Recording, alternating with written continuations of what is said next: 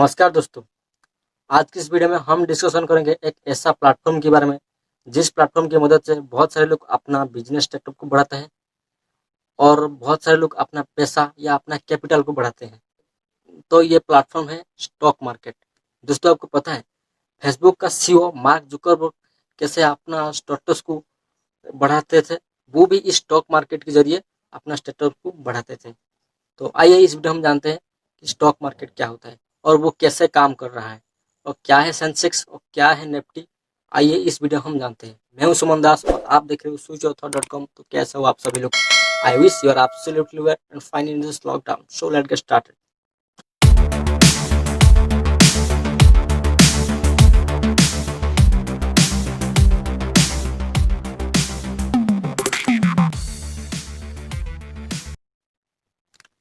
तो दोस्तों, सबसे पहले अपन बात करेंगे स्टॉक मार्केट के बारे में। तो स्टॉक मार्केट क्या होता है? स्टॉक मार्केट एक ऐसा मार्केट है जिस मार्केट में बहुत सारी कंपनियां अपना स्टॉक को बेचते हैं और बहुत सारे लोग या कंपनियां वही स्टॉक को खरीदते हैं। और स्टॉक मार्केट में अपना स्टॉक को बेचना इसका मतलब यही है कि अपना ओनरशिप को बेचना है। और जो लोग उस स्टॉक को खरीदते हैं वो इस ओनरशिप को खरीदते हैं। ठीक है, एग्जाम्पल तौर पर देखा जाए, मान लो आपको कोई बिजनेस खोलना है जिसको खोलने के लिए 1 लाख रुपए चाहिए, लेकिन आपके पास 25,000 है। आपका तीनों दोस्तों को बुला दिया और आपका बिजनेस के बारे में आपको बताया तो उनको कन्विंस कर दिया और वो भी इस बिजनेस को आपके साथ शुरू करने के लिए राजी हो गए। तो फ्यूचर में जो भी प्रॉफिट मिलेगा तो वो सारे के सारे प्रॉफिट आप चारों के अंदर बांट दिया जाएगा। तो इस सिचुएशन में आप आपका बिजनेस का स्टॉक को आपके फ्रेंड के अंदर बांट दिया। तो इसी तरह काम स्टॉक मार्केट में होता है ना। बहुत सारे कंपनी अपने स्टॉक को हजारों लाखों भाग में बांट के उस स्टॉक मार्केट में बेच देते हैं और वही स्टॉक को लोग खरीदते हैं। मतलब वही कंपनी का ओनरशिप को वो खरीदते हैं। ठीक है, देखिए, एक कंपनी अपना स्टॉक को वो चाहे तो 100 भाग में या 1000 भाग में या लाखों भाग में बांट सकता है और 50% स्टॉक को खुद रखता है, क्योंकि उसके पास डिसीजन मेकिंग पावर रहना चाहिए। अगर वो अपना सारे के सारे स्टॉक को बेच देगा तो सारे के सारे लोग उस कंपनी का ओनर बन जाएंगे, क्योंकि इसमें रूल यही है कि जिसके पास 50% से ज़्यादा स्टॉक रहेगा वो इस कंपनी का डिसीजन मेकिंग पावर पाएगा।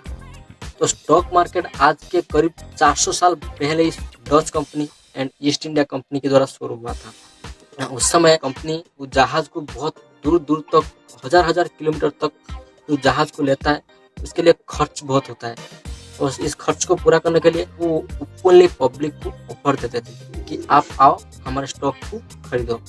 और जो भी खजाना आ रहा था उनको आपकी स्टॉक के अनुसार आपके पास रख देते थे और बाकी को लोगों के अंदर बांट देते थे।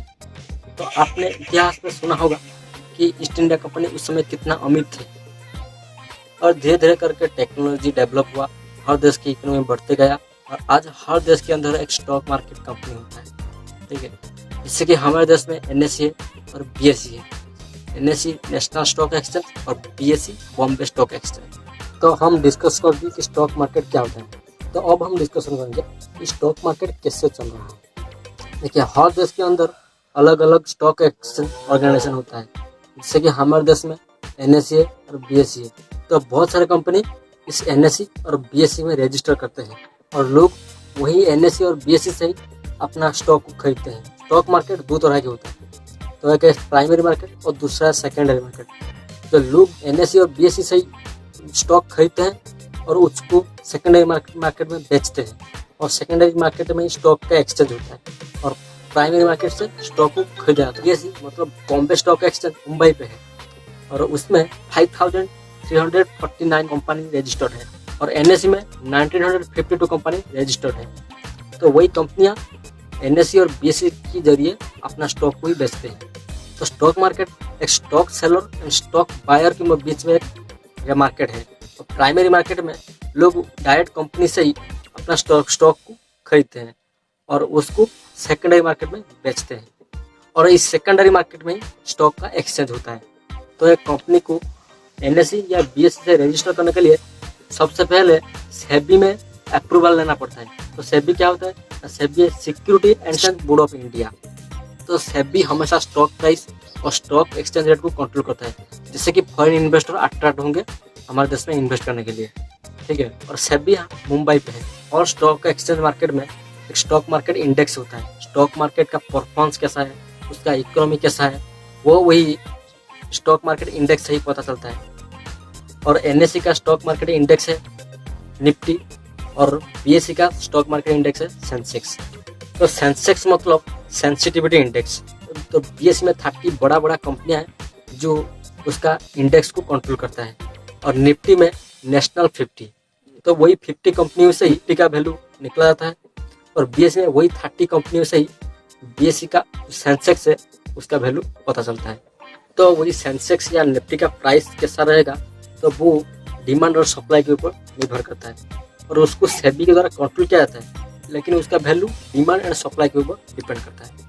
जब एक इन्वेस्टर एक दूसरे देश में इन्वेस्ट करता है, तो उसको सबसे पहले उस देश का स्टॉक मार्केट इंडेक्स कितना है उसको भी जानना पड़ता है, क्योंकि स्टॉक मार्केट इंडेक्स से ही किसी देश का स्टॉक मार्केट का परफॉर्मेंस कैसा है वो पता चलता है। अगर आपको स्टॉक मार्केट में इन्वेस्ट करना है, तो आपको सबसे पहले निफ्टी या सेंसेक्स का वैल्यू को जानना पड़ता है, और वही वैल्यू कैसे निकला जाता है उसको भी आपको जानना पड़ता है। एक stock buyer direct stock seller से ही स्टॉक खरीद नहीं सकता है, उसके बीच में एक ब्रोकर होता है जो इस प्रोसेस को कंप्लीट करता है, और ब्रोकर इस प्रोसेस में कुछ पैसा चार्ज करता है, उसको बुलाता है ब्रोकरेज। और ब्रोकर कोई एक पर्सन हो सकता है, कोई कंपनी भी हो सकता है।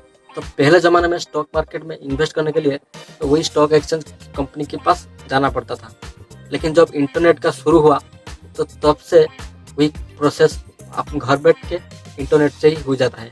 तो अब स्टॉक मार्केट में इन्वेस्ट करने के लिए इन चीज़ों जरूरत होता है। एक है बैंक अकाउंट, और दूसरा है स्टॉक अकाउंट, और तीसरा है डीमैट अकाउंट। पैसा का ट्रांजेक्शन के लिए बैंक अकाउंट का जरूरत होता है। कितना स्टॉक सेल किया जाता है और कितना स्टॉक बाय किया जाता है, तो उसके लिए स्टॉक अकाउंट का जरूरत होता है। और अपना स्टॉक को डीमेटेरियलाइज्ड फॉर्म में रखा जाता है, और उसके लिए एक डीमैट अकाउंट की जरूरत होता है। तो पहले ज़माने में मेटेरियलाइज्ड फॉर्म में रहता था, लेकिन अभी जब डिजिटलाइज्ड हो गया तो वही स्टॉक डीमेटेरियल फॉर्म में रहता है, और उसके लिए एक डीमैट अकाउंट का जरूरत होता है। और बहुत सारे कंपनियां ब्रोकर की तरह काम करते हैं। तो एग्जाम्पल तौर पर देखा जाए तो अपस्टॉक्स, तो अपस्टॉक्स आपको फ्री में डीमैट अकाउंट देता है। तो आपको स्टॉक मार्केट में इन्वेस्ट करने के लिए सबसे पहले एक डीमैट अकाउंट का जरूरत होता है, तो आप अपस्टॉक से ही अपना डीमैट अकाउंट खोल सकते हो। खैर, हम ब्रोकर के बारे में और बहुत कुछ डिस्कशन करेंगे एक दूसरी वीडियो में। सो आज के लिए इतना ही। अगर आपका वीडियो आपको अच्छा लगा तो दिल से एक लाइक दीजिए, एंड इस वीडियो को ज़्यादा से ज़्यादा शेयर कीजिए, ताकि बहुत सारे लोग स्टॉक मार्केट के बारे में जान पाएंगे। तो चलता है, फिर मिलेगा अगले वीडियो में, तब तक के लिए खुश रहें।